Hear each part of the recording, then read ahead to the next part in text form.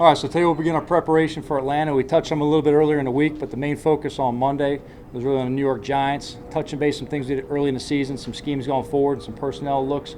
Today will be a padded day for us, getting after it. We need some up-tempo and really get working together as a team. I'd say touching base on Atlanta. I'd say first off, there's a very well-coached team. We have a lot of respect for Arthur and how he puts his team together, how they coach the game. There's obviously a lot of influence from different places he's been. Starting with Arthur in terms of the offense. Does a great job working with Dave in terms of putting a personal stamp on it. When you look at this offense, I think the first thing you want to think about is his days in Tennessee with Derrick Henry. Obviously, that's a rare player, but I think he's doing a great job piecing a lot of things together, and he's really using his weapons effectively. When you trace the stamp of this offense, it really kind of goes back to the LA Rams days. Okay, LaFleur bringing it over from LA to Tennessee. Obviously some personnel situations in Tennessee changed a little bit of that footprint. But watching as it's changed and adjusting as it continues to evolve right now in Atlanta, it's been very interesting to watch. I think offensively, you start with their explosive players. It starts with the quarterback. Obviously, Matt Ryan's one of the top quarterbacks in the last decade or so in this league. All right, you go with the explosive receivers on the outside. Ridley's as good as they come. He's very savvy, runs great routes, has good hands.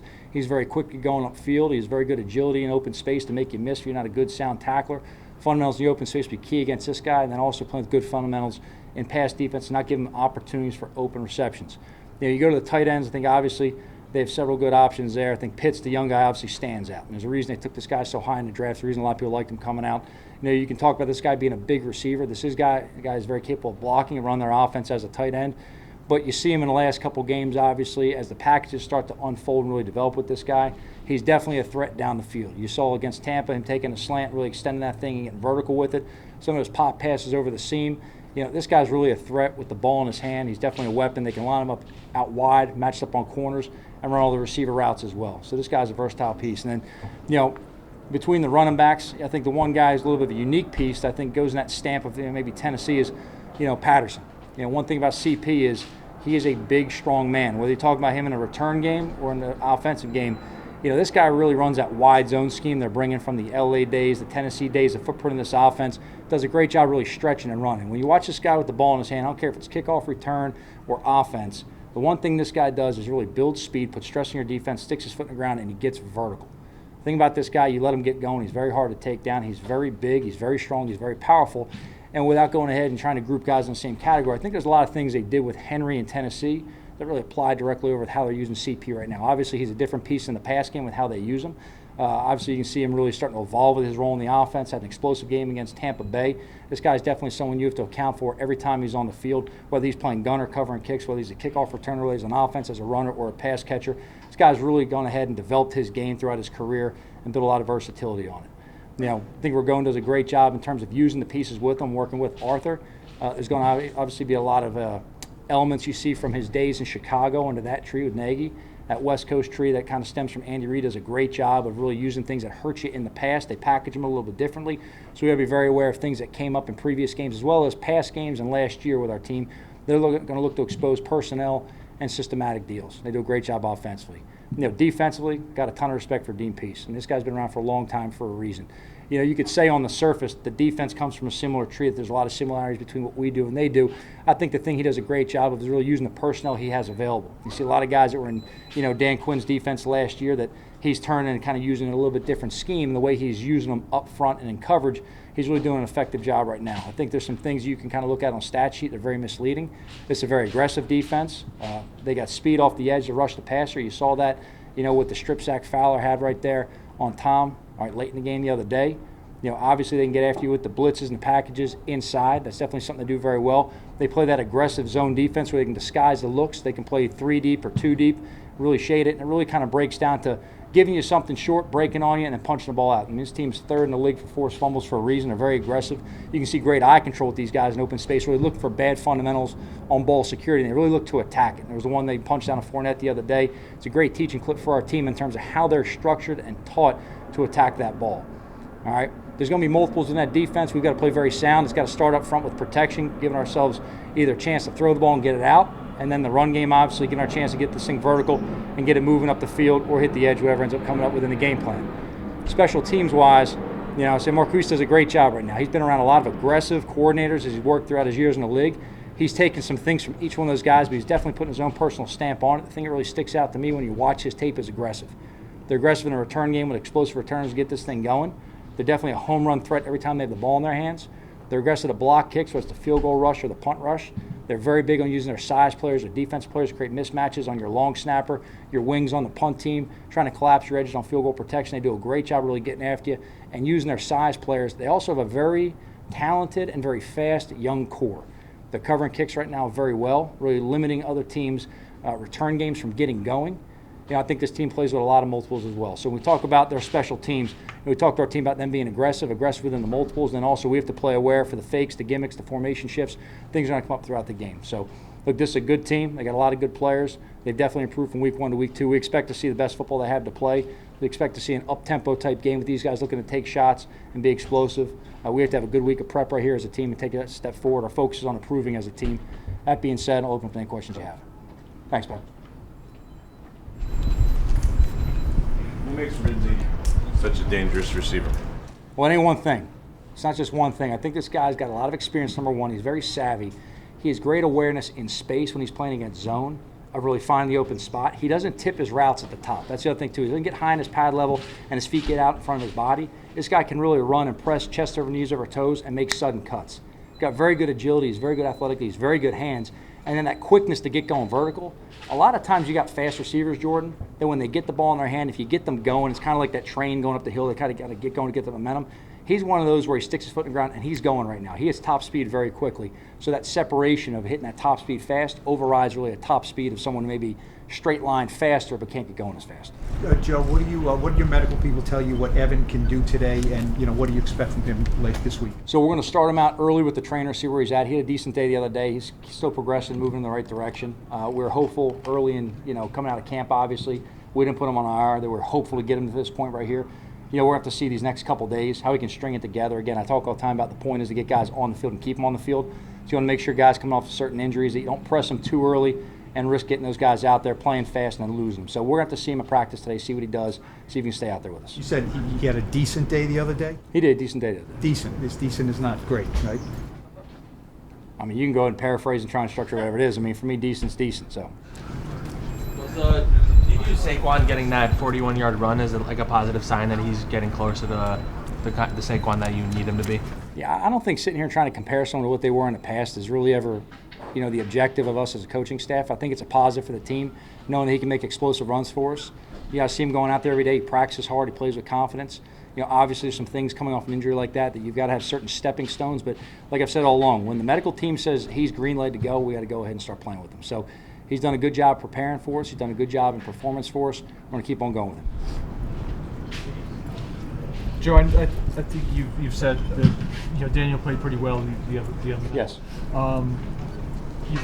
He wound up losing the game anyway. Is there a danger there that he's going to go back to trying to do too much? I mean, that's always been the pitfall for him is when he tries to do too much, and that's when the turnovers come. I think our focus with any player is to make sure that they understand there's 11 people on the field and we need each player to do their job. And Daniel's done a really good job of that for us right now. It's just do your job. We have to rely on the other guys to take care of their job and their responsibility. And when that happens, when we play complementary football, we have success. I thought Daniel did a lot of positive things tonight. Did a lot of positive things for us. Put us in a position to be successful. There's other things as a team we have to do to eliminate mistakes that cost us the opportunity to be successful. And that's really the lesson that we have to learn and go forward with it. Do you have to hammer that into him and say? I hammer that with every single player. I hammer that with every player on our team every day. They probably get sick of hearing it, but every day they hear the same thing.